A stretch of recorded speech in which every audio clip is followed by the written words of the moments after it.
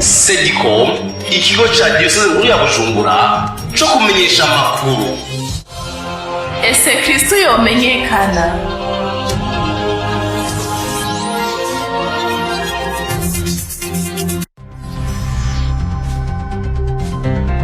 Amakuru mu Kirundi mushikirizwa na Sedicom.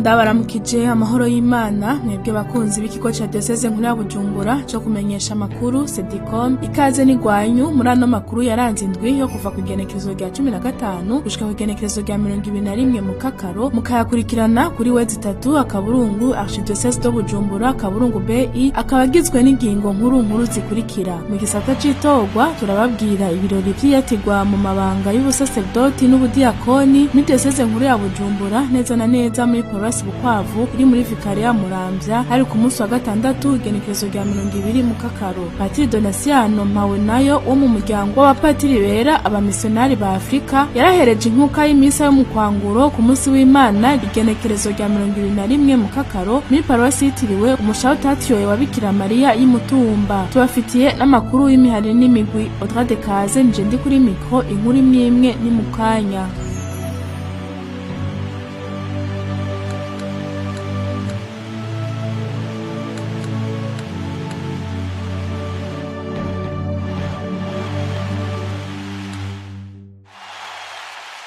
Ndasubiye kubaha ikaze.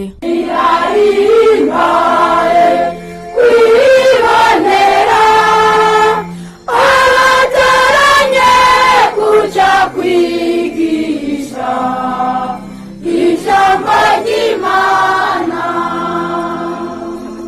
Urugendo niko rwatangujwe inkuka y'imisa yabereyemwo ibirori vyiyatirwa mw'ibanga ry'ubusaserdoti n'ubudiakoni muri paruwasi Bukwavu iri muri Vikariya Muramvya yo muri Diocese nkuru ya Bujumbura, ahari ku munsi wa gatandatu igenekerezo rya 20 Mukakaro. Ivyo birori vyari vyitabwe n'abakristu isinzi baje bava mu mihingo itandukanye, abihebeye Imana eka n'abakristu bafise amabanga ahambaye mu gihugu. Patiri mukuru wa paruwasi Bukwavu niwe yahaye ikaze abashitsi, yongera ikaze nyenicubahiro Musenyeri Vazi bashimiye ubusa ngo ayobora inkuka y'imisa, akaba ari kumwe n'umwepiskopi w'inarabibonye Musenyeri Evariste ngo yagoye, icegera c'umwepiskopi mukuru Musenyeri Anatori Ruberinyange, abakuru b'intara z'ubutumwa zigize iyo diocese be n'abasaserdoti barangurira ubutumwa muri diocese. Mu nsiguro y'ijambo ry'Imana Musenyeri Gervazi bashimiye ubusa afatiye ku bisomwa vy'uwo munsi yamenyesheje ko ibanga ry'ubusaserdoti rihambaye cane kuko risaba ko waritorewe abanza gusigwa ngo anywane n'uwamutoye, akaba yemeye kuba umusuku w'uwamusize. Mu kwatigwa arashira iminwe mu minwe y'umwepiskopi, akemera kuzomwubaha no kumugamburukira. Ibanga batorewe birahambaye cyane, ibisaba yuko ritorewe abanza gusigwa ngo anywane bunywane n'uwamutoye, ngo yatigwe by'ukuri. Ugusigwa mwibuke ko cari ikimenyetso cagirirwa gusa abami b'Isirayeli, kuko bemera ko naho baba babaye abami bagumara abasuku b'Imana, badashobora kwikorera ivyo bishakiye bitajanye n'amateka be n'ishaka ry'Imana. Mu kwemera gusigwa rero yemeye ko Imana arizo kwama ibatuma. Umusizwe aba yemeye ko umusuku umusize. Nico gituma n'umukwatira mu busaserdoti hari ikimenyetso kivyerekana. Niharya uwatirwa ashiminwe yiwe mu minwe y'umwepiskopi, akemera kuzomwubaha no kumugamburukira. Abivuga nyabona bwa kimenyetso ca Kristu aba ariko ararangurira umurimo w'ukwatira, kuko umwepiskopi yatira aserukiye Kristu we musaserdoti mukuru kandi w'intahava. Yarongeye kandi aramenyesha abatowe ko ibanga batorewe rijana n'ubutumwa bwo kurondera ubweranda bwabo hamwe n'ubweranda bw'abakristu bashinzwe. Umubaye umudiakoni rero cyangwa akaba umusaserdoti abwirijwe kumenya ko adashobora gusa kuvuga ngo ntacyo kizima ndiko ndakorera Imana, abwirijwe nyabuna kuraba ko ariko arakorera Imana muri ekleziya, ayobotse ibimenyetso biserukira Kristu ku isi. Kugira iyindi myifato muca bavyumva, waremewe gusiga ukatirwa kuba ari ukuyoberwa cankega uguhuba. Ijambo ry'Imana, abakunzi b'Imana, riratwigishije kandi kw'iryo teka, kw'iryo banga mutorewe rijana n'ubutumwa. Umusaseredoti rero ntatorwa ngo yironderere ubweranda bwiwe gusa, nanone arabwirijwe kurondera ubweranda nk'uko umukristu wese abwirijwe kurondera ubweranda, kuko twese duhamagarirwa imbere ya byose kuba beranda. Mugabo umusaseredoti yarinze atorerwa iryo banga, ntatorwa ngo yironderere ubweranda bwiwe gusa, atorwa nyabuna ngo afashe abantu kubaho mu rukundo kuri iyi si, kubaho neza, kubana neza kuri iyi si, nuko uzotorana ubuhigwe bw'ijuru. Inkuka y'imisi irangiye twaregera abapatiri ngo twumve akanyamuneza bafise. Patiri Prosper Shimirimana avuka muri Paruwasi Mayuyu yaragaragaje akanyamuneza ko yatiwe mu ibanga ry'ubusaserdoti, arongera aratera kamo barumuna biwe bari nyuma. Ndahimbawe cyane, nibanga nakunze cyane kuva nkiri muto, naho kumbure noba ntakuriye mu ishengero rya Katolika, mugabo aho mariye kwigishwa ikatikisimu narakunze cyane rwose ibanga ry'ubusaserdoti. Kuri uyu munsi uri hejuru rero hano muri Paruwase ya Bukwavu, ndashimira umukama yashoboye kuhangeza, hanyuma aciye ku mwepiskopi mukuru w'ino diocese nkuru ya Bujumbura akanyatira mu ibanga ry'ubusaserdoti, nkaheza nkacika uwundi Kristu kugira ngo nshobore kumenyesha ijambo ry'Imana rikwire hose no mu batarayimenya bayimenye, atora uwo yishakiye akaba ari watuma. Burya umukama ntatora ababishoboye, ahubwo ashoboza abo yatoye. None rero abari nyuma babandanye batera intambwe, babandanye bashira umwizero wabo muri Yezu Kristu. Niwe avuga ati nimuze mwese murushe kandi muremerewe ndabaruhura. Nibatera imbere, ibanga ry'ubusaserdoti nibanga rihimbaye, nibanga ryeranda. Nico gituma umweranda Yohani Maria Vianney we agira ati mbega jewe notegera gute ibanga ry'ubusaserdoti nkiri ngaha kwisi, uburemere bwaryo ingene rikomeye ingene rihambaye birandengeye. Byumvikana ko umuntu azotegera neza icari cyo umusaserdoti amaze gushika mu ijuru. Ekana mu bavyeyi baragaragaje akanyamuneza. Gerard Ndayitwaye ko aserukira umuvyeyi wa Patiri Renard de Sixte Ntungicimaye ngo ni iteka ridasanzwe kuba bararonse umupatiri mu muryango, ko ngo Patiri Sixte yakunze Imana akiri muto kandi bakamusabira ko Imana yogumana nawe ahazorungikwa hose. Wegwe mu muryango ni iteka ridasanzwe, kubera yuko uyu mupatiri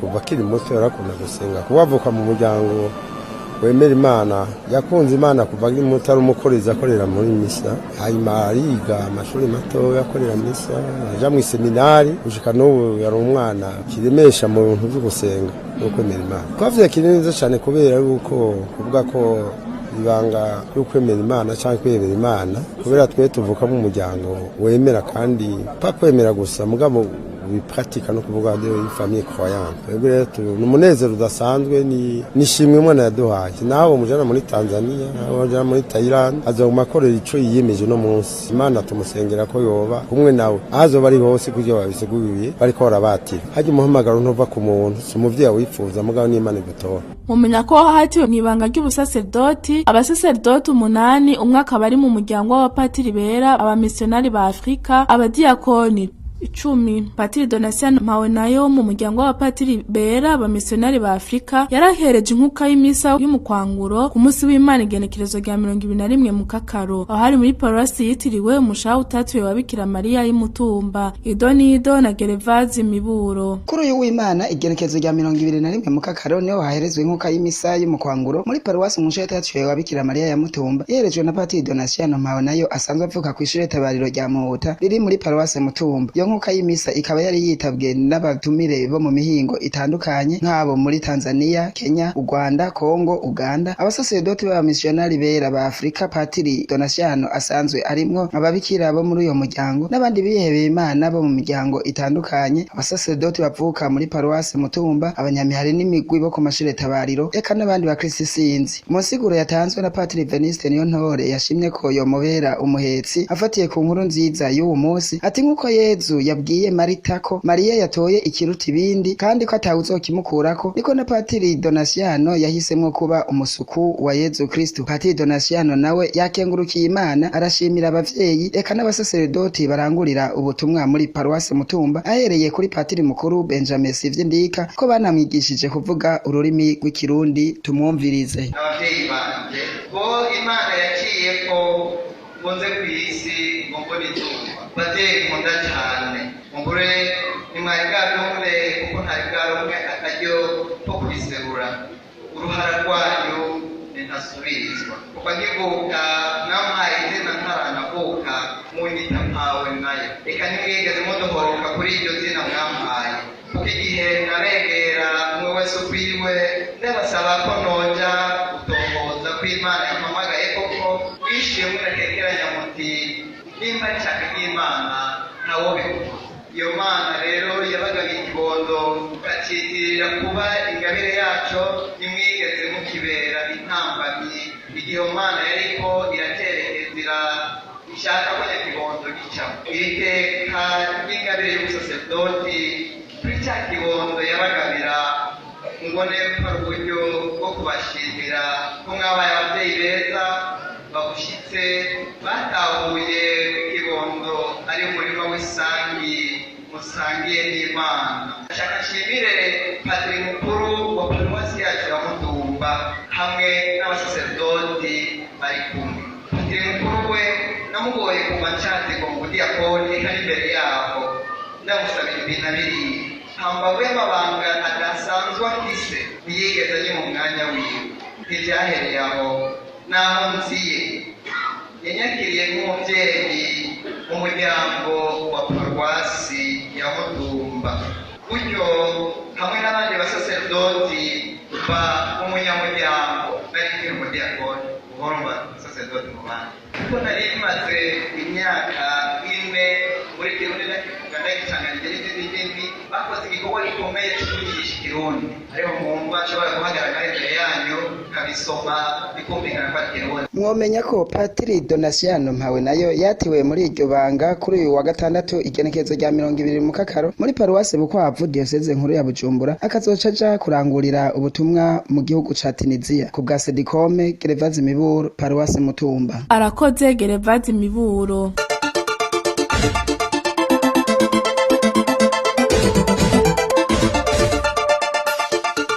Tuje mu makuru y'imihari n'imigwi, ingendanyi zo muri paruwasi yitiriwe Augustin Mweranda zari mu mwiherero ku munsi w'Imana igenekerezo rya 21 Mukakaro ku civugo ngo nimugume muri jewe niho muzokwama vyinshi. Everine Ndayishimiye niwe yatanze inyigisho yishimikije ijambo ngo icumukama yabahamagariye. Ni inkuru ya Alexis Niyonkuru. Uyu w'Imana w'igenekerezo rya 21 Mukakaro umuhari w'ingendanyi zirangurira ubutumwa kuri paruwase yitiriwe Umweranda Augustino zikaba zari ziramukanye fungo yatanguye isaha 2 z'agatondo gushitsa isaha 6. Ijambo ry'Imana ryari rirongoye ayo mafungo bikaba ryavuye mu njiri nyeranda yanditswe na Yohani igabane c'15 kuva ku murongo wa mbere gushitsa ku murongo w'17. Izo nyigisho zari zishimikiye ku civugo ngo nimugume kuri jewe niho muzokwama vyinshi, kaba zatanzwe n'umupfasoni Ndayishimiye Everine asanzwe ari mu mugwi wo kuninahaza Imana w'abakarismatike. Muri iyo nyigisho yahereje izo ngendanyi akaba yashimikiye ku ijambo ryavuga riti icumukama yabahamagariye, akaba yari bazirikanishije mu ngingo zibiri: menya iyo uja n'iyuva, kugumya ibanga.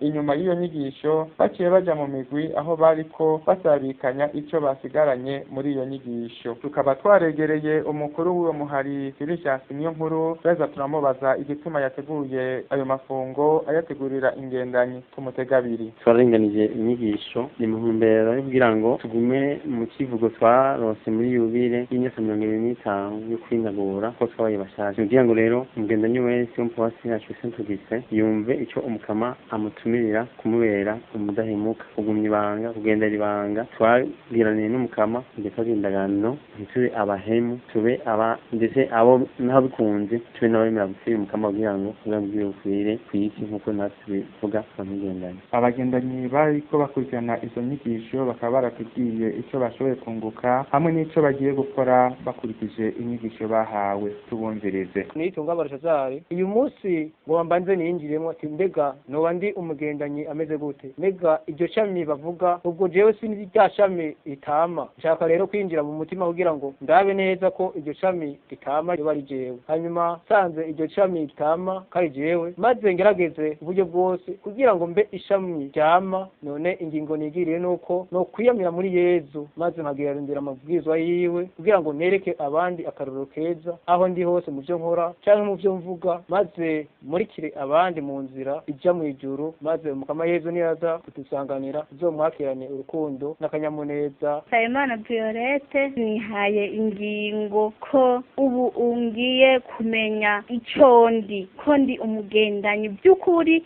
nuko ntarakagendanyi kuko turitwa ngo turabagendanyi ariko tutarabagendanyi namwe cyo ituma rero ubu dukwiye kumenya ico turi ico twemereye Yezu kugira ngo tube abagendanyi by'ukuri. Ubu rero je nosaba mutima mweranda kugira ngo afashe mu nyigisho narose uno munsi kugira ngo menye ico ngiye kugendanira Yezu by'ukuri. Alexis Niyonkuru, Paruwasi Saint-Augustin ku Prasedikone. Tugushimire Alexis Niyonkuru. Ugwaruka rungana 80 rwo mu muhari w'abasaveri wiga muri za kaminuza rwarakoraniye mu ikambi ntoyi kuva ku igenekerezo rya 19 gushika ku igenekerezo rya 21 Mukakaro ishuri ry'akarorero riri muri zone ya Ngagara. Ni inkuru ya Gonzalve Ntashimikiro. Urwaruka rushika 80 rwiga muri za kaminuza ruhike mu muhari w'abasaveri rwarakoraniye mu ikambi ntoyi y'inyigisho no kwinagura kuva ku igenekerezo rya 19 gushika ku igenekerezo rya 21 Mukakaro. Izo nyigisho zikaba zari ku ishuri ry'akarorero mu Ngagara mu ntume gukomeza inyigisho z'umuhari inyigisho ndoramana hamwe n'inyigisho zerekeye ingene bo kwitunganiza ibikorwa byo kwiteza imbere. Mu bari bitavye ivyo bikorwa harimo n'abasaveri bahoze biga muri za kaminuza mu ntumbero yo gushigikira barumuna babo. Mu nyigisho bahararonkeye zari zigizwe n'inyigisho zerekeye ubuhinga butandukanye ubujanye no gutumatumanako amakuru ibimenyetso ndanganzira ivyigwa vyerekeye kwitunganiza imigambi hamwe n'ivyigwa vyerekeye amasabamana. Nk'uko Yohani Baptiste Ndayiragije arongoye umuhari w'abasaveri biga muri za kaminuza zitandukanye yabivuze ibikorwa bihuza abasaveri biga mu makaminuza atandukanye batangiye kubikorera hamwe kuva mu mwaka w'2012. Ivyo bikorwa ngo bikaba bibafitiye akamaro kanini kuko izo nyigisho zituma iyo bamaze kuva muri za kaminuza bakaja mu mirimo itandukanye bagumiza agatima ku muhari gutyo bakabera akarorero keza abandi bakristo. Eka mbere ngo biranabafasha nabo nyene mu bikorwa bitandukanye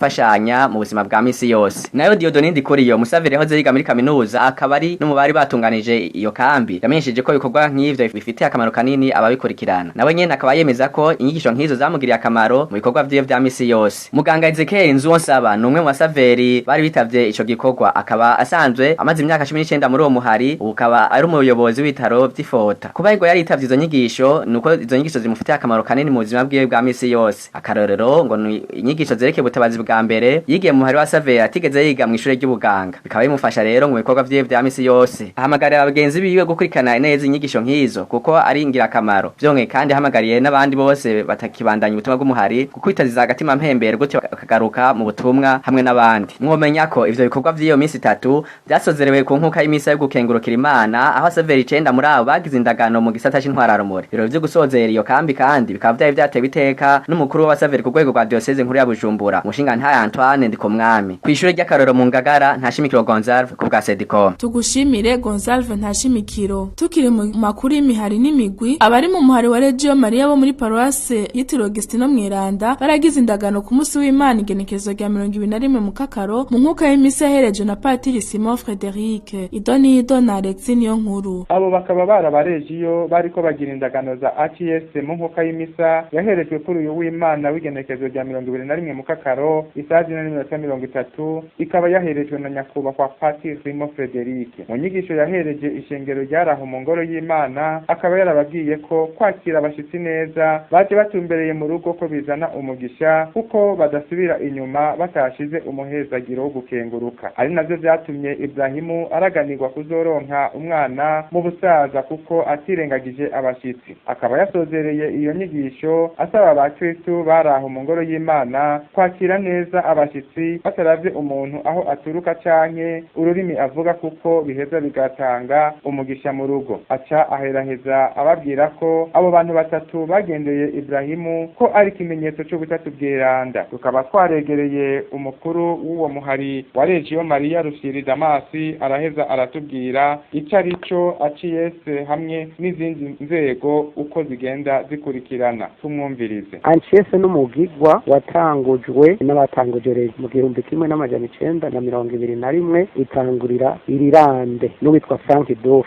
Ico gihe bari batanguje Regio ingabo zigariye gutera ingabo za Maria kuko hari ingabo z'abaromani. Niho rero yihweza ati none abami b'isi ko bagira iminsi mikuru none abaregio nibo batogira umunsi mukuru. Niho rero haciye imyaka 10 yaca yiyumvira kuca batanguza rero uwo munsi mukuru rero Anciyese. Ni umunsi ugigwa ukomeye cyane kandi udasanzwe. Hagize indagano gwaruka imisore itatu. No mu bagize indagano bakaba baratubwiye akanyamuneza bomba bafise kubona bagize indagano. Yanezereye cyane kubona nanje nahawe iryo teka kugira ngo donke izo ndagano hazishikako. Ndasabira n'abandi bazibamere nkanje baronke iryo teka nabo. Nkabibutsa ko abagize indagano ko bari batatu, babiri bagira indagano zo gusubiramwo hamwe n'umwe yagize indagano za mbere. Alexis Niyonkuru, Paroisse Saint Augustin ku bwa Sedikome. Arakoze Alexis Niyonkuru. Abashon State bo muri Paroisse Mukiza Mweranda bari mu kanyamuneza ko kwigina yubire y'imyaka 25 bamaze barangurira ubutumwa muri Paroisse hari ku munsi w'Imana igenekezo rya 21 Mukakaro. Ni inkuru ya Marie Chantal Nzeyimana.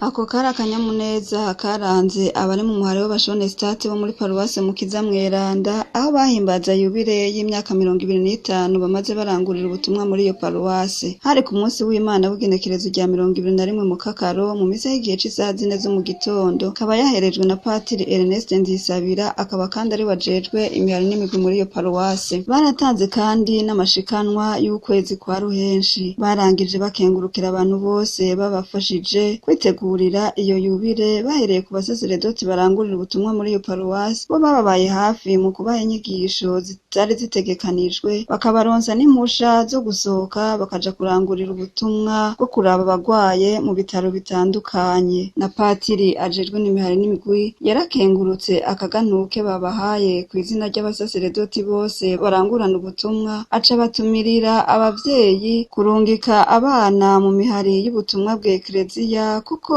irera rukristu. Acabwira n'abana guhurumbira imihari y'ubutumwa ngo bafashe gutera imbere mu kwemera. Warabajije urongoye umuhari w'abashone State Benjamin Irakoze ico yubire ibasigaranye. Yadusigaranye ikintu kidasanzwe mu buzima bwacu bwa Shone State no mu buzima bwacu busanzwe nk'abandi bakristo bose kuko ni muri yubire twaronse akaryo keza ko gusubiramo cane kunoganza ico Shone State twigisha ico ubuzima rukristo butwigisha ico dukwiye gukora nk'abashone State nk'abakunzi babikira Maria koko kugira ngo dusobore guharanira ubweranda bwa misi yose nkuko Shone State biduhamagarira. Ni muri yubire mu nteguro twagaragaje gukora novuga uko tutahora kugira ngo dushitse ivyo twiyemeza kenshi. Twaragiye mu bitara katari gakeya, twaragaragaje kugendera ubusengero buke buri ngaha mu gihugu wacu akari muri Monsi yana kari hari imutumba naho atari hafi cyane. Twaragaragaje gushikayo kandi n'urugendo rutari rutoya dushobora kuba twaragize n'amaguru. Ivyo bidufasha cyane kutwinjiza mu karanga kambere gatangura mu bigize Shone State. Turavuga ko mu Shone State arangwa n'agasengero kongera karangwa n'urukundo afitiye ako gasengero n'umuvyeyi w'Imana. Ni muri iyo mvo izo ngendo zose twazigize kugira ngo twisange mu kirimba kwa mawe. Mu bijanye n'imigenderanire hagati yacu nta kintu na kimwe twaba tutakoze kugira ngo twifatanye na Yezu yahebwe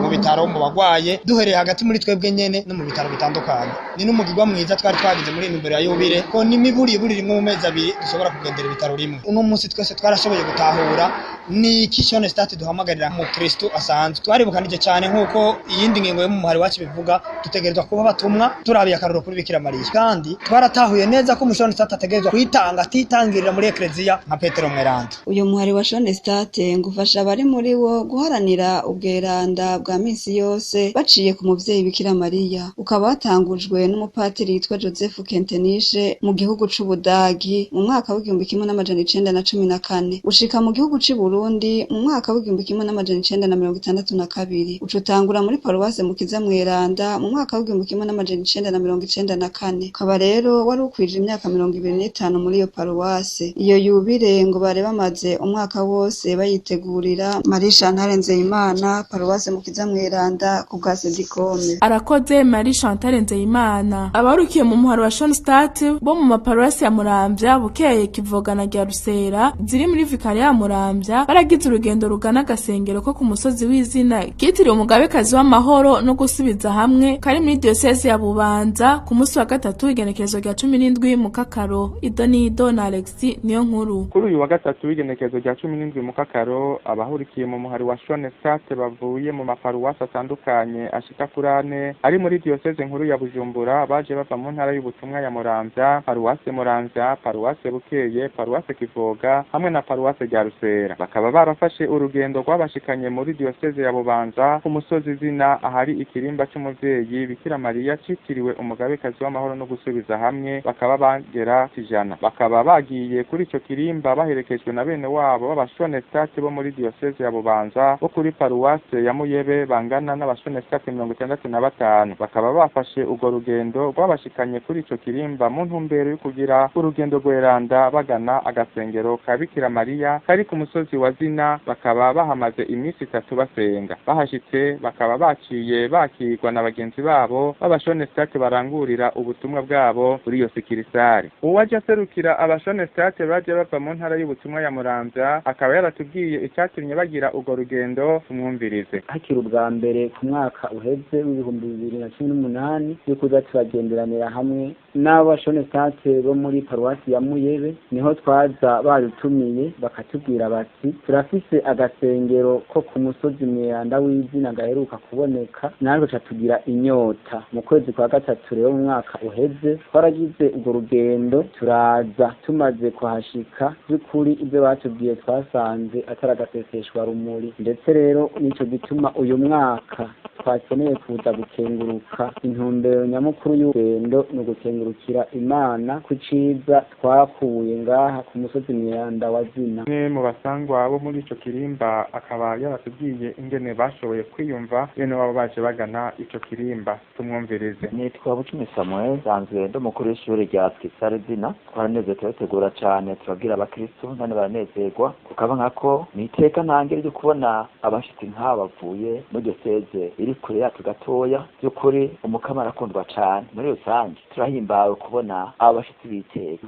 Nkabibutsa ko ico kirimba cuguruwe icese kwigendekezo rya mbere nzero umwaka wa 2015. Kuri ico kirimba hakaba hagirwaho ingendo nyeranda kabiri mu mwaka. Igenekezo rya mbere nzero hamwe n'igenekezo rya 15 ziba zirongowe n'umwepiskopi wa diocese ya Bubanza. Mu nkuka y'imisa yaherejwe kuri uyu wa kane w'igenekezo rya 18 Mukakaro na nyakubahwa Pati Innocent Ngendakumana, abashone State bakaba baciye banagura isezerano ry'urukundo mu guturira amashikanwa yanditswe ku mpapuro mu byo basaba Bikira Mariya hamwe n'ivyo bamuhereza. Alexis niyo nkuru ku gasengero k'umuvyeyi Bikira Mariya kitiriwe umugabekazi w'amahoro no gusubiza hamwe ku musozi Izina ku bwa Sedikome. Arakoze Alexis niyo nkuru. Akaba ari kuri iyo nkuru ndangirije ko ano makuru yacu. Nkashimira mwebwe mwese wafasha akanya ko kuyakurikirana, nkashimira abagenzi banje bafashije kuyatorokanya. Twatekaze njye kuri mikro ukama bahezagire.